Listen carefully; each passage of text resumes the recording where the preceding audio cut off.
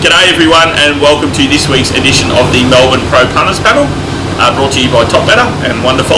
As usual, Darren Potter, Juppy, and returning guest Mark Roden. G'day, right? Welcome back, Mark. Thanks, Pots, thank you. We thought we'd bring that back on to find out how he's been going since he's as promised turned pro, and we sort of follow up to having Howard on last week. Michael Harrick's just arrived. Hello, Mick. So we thought we'd get Rat back on to sort of give us a bit of an update on how he's going, and we'll also just talk about a few other. There's been a few issues over the last few days. Racing made the front page of the Sunday paper, which turned out to be somewhat of a fictitious story. So there's been a bit happening as usual, and then I had a fun weekend. Because I ticked a couple more off my bucket list. I did some driving this weekend. I went to Edenhope on Saturday. Your debut at Edenhope? Yeah, that was me. I had 10 tracks left in the state that I hadn't been to, so I've now got 8 because I went to Edenhope on Saturday, and then back to Horsham, and then from Edenhope to Mildura on Sunday for their Cup Day. And there were some interesting happenings at Mildura, and I was very, very displeased when I hopped on the plane flying home. First of all, I know Mildura might be the 4th biggest regional centre in Victoria, but how it cost me $45 to get from the airport to the racecourse in a taxi, I'll never know. But the funny point of that was, the little Indian taxi driver who picked me up, I came just straight out the back gate behind the betting ring and behind the main buildings there, which apparently is the jockey's entrance.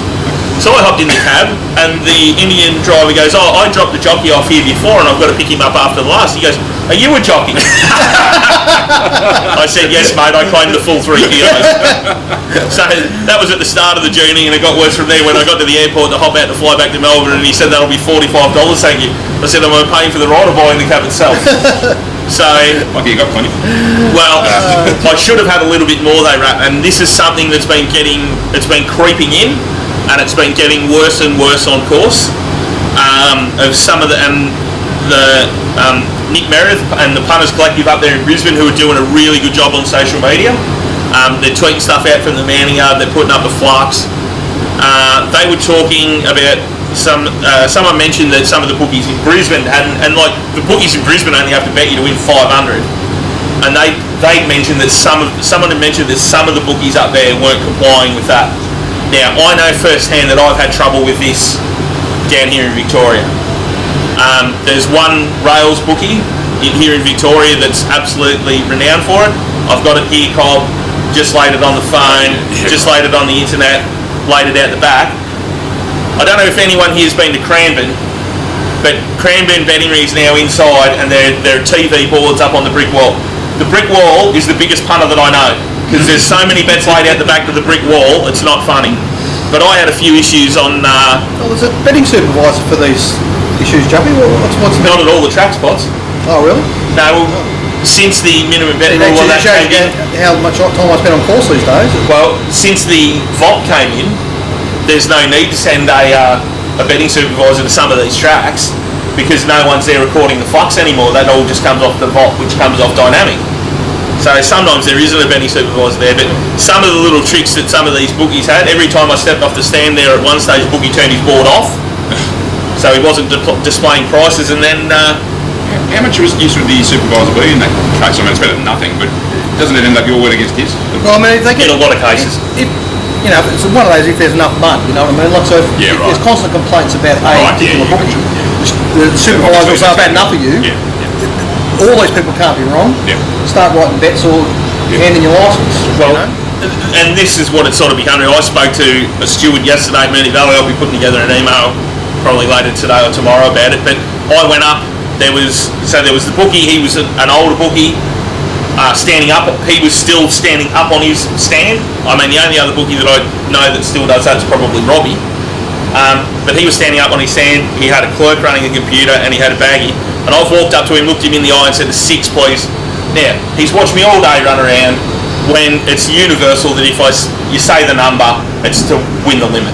Oh, yeah. I shouldn't have to say to win 1,000, like it should just be implied. But I will admit that was probably a little mistake that I made. So I said, "The 6, please." to the bookie. His clerk's then chimed in over the top and says, "The 6 is off here, you better turn it off." So I've turned to the clerk and said, "Of course the 6 is off, mate, I'm trying to back it." He goes, "Well, you've got nothing here." And I've gone, and another small mistake I made, I've gone, "Oh, bullshit." He goes, no, it's off, mate, we turned it off." I said, after I asked him for the bet. He goes, "Well, you've got nothing, piss off." So I put on a bit of a floor show after that. But then the problem was that race was just as I was able to watch that race before I then had to get out of the place to fly back to Melbourne, because there's one flight back. Yeah. So I didn't actually get a chance to speak to the supervisor on the day, but I have followed it up with RV, and I will be following up further, because it's starting to creep in and it's getting worse.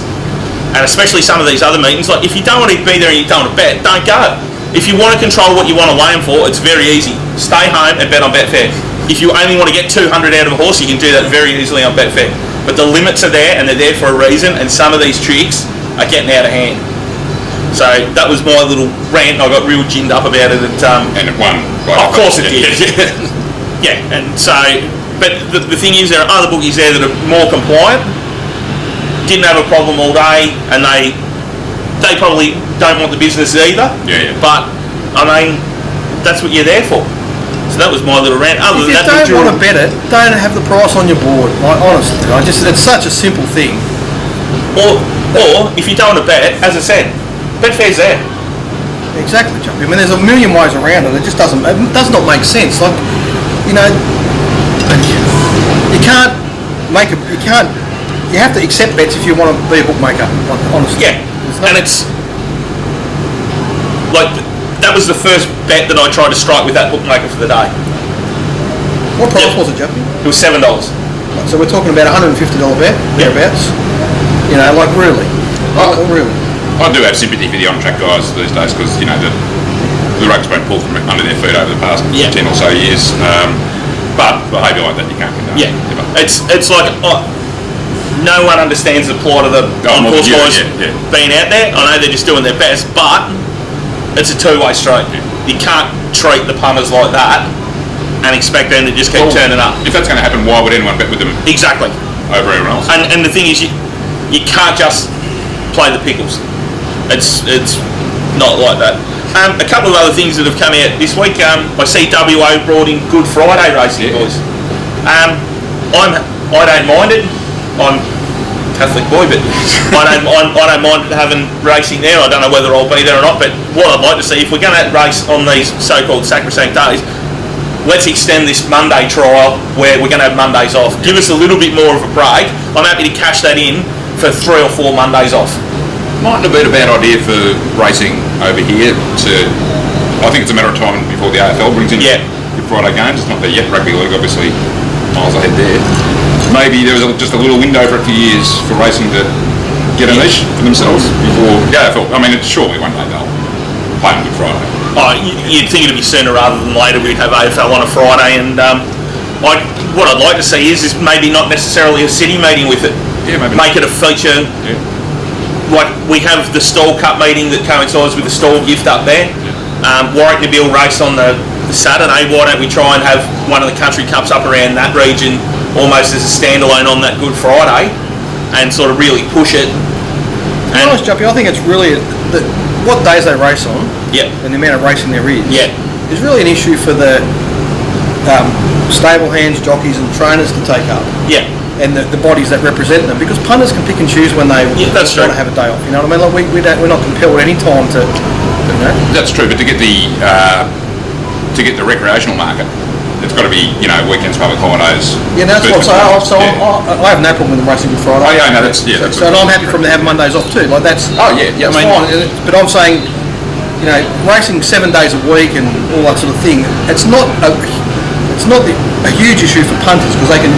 No, you don't have to work. You can leave it alone if you want it. Yeah, but for the stable hands and you know, the hands-on staff, they don't really have a choice, and I think that's a real challenge for them. So they've really got to take that issue up, because it's most important to their members, I think. So that was one change that's going to be looked at.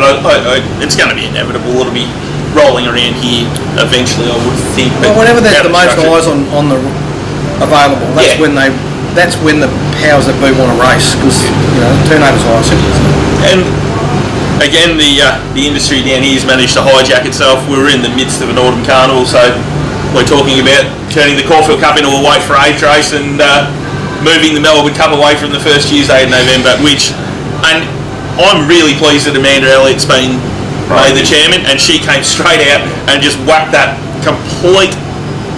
Well, the minister was straight on the phone, wasn't he? Yeah, the minister and the chairman of the VRC just completely poo-pooed that front page story, and it just shows sort of the level where we're at with that sort of journalism. Where's it come from?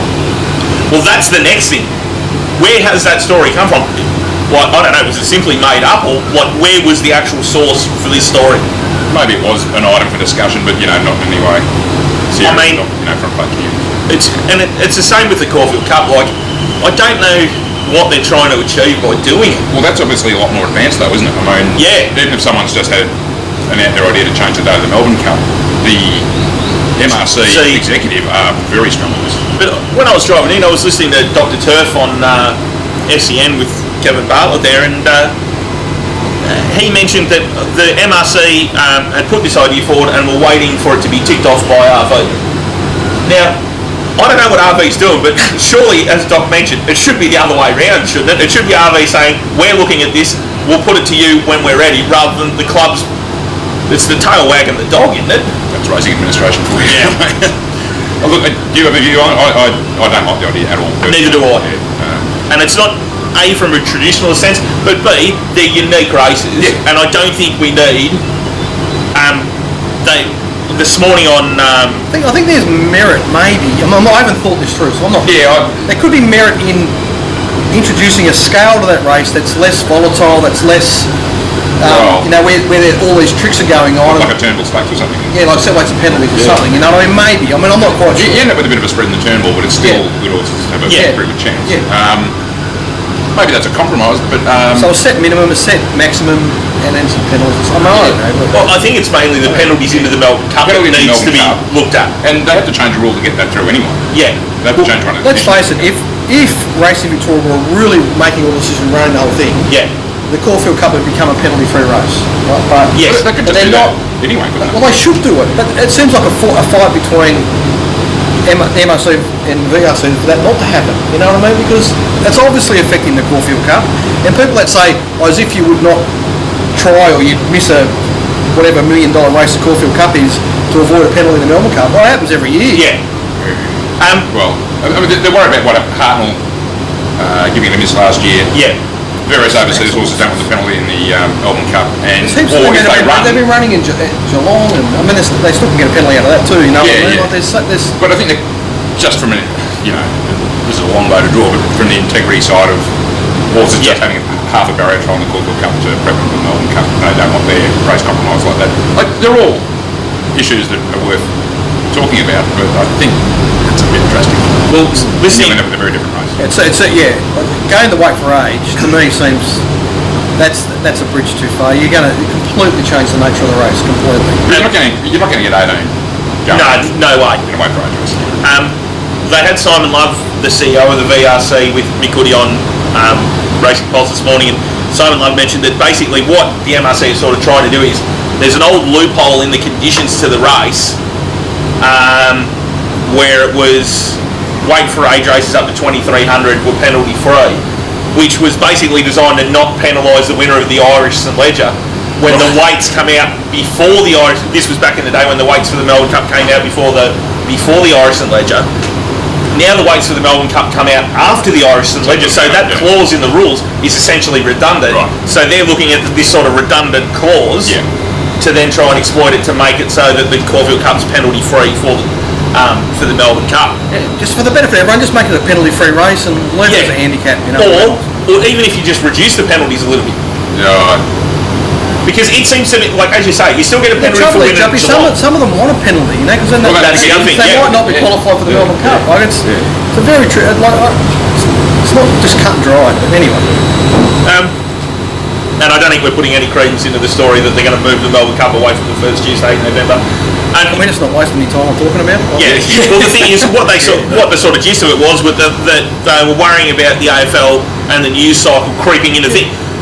if the AFL, and if all you need to do is look at the NFL only play for 17 weeks plus playoffs, and yet they are a 24-hour-a-day news cycle.